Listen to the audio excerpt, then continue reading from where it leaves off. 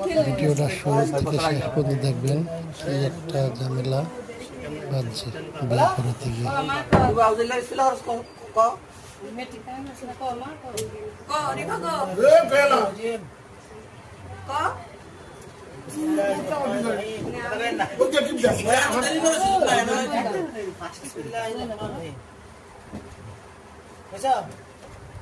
বিসমিল্লাহ করো, বিসমিল্লাহ।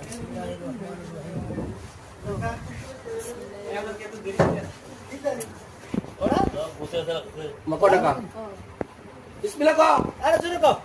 জোরে কও। সবাই গুরুত্ব হইব।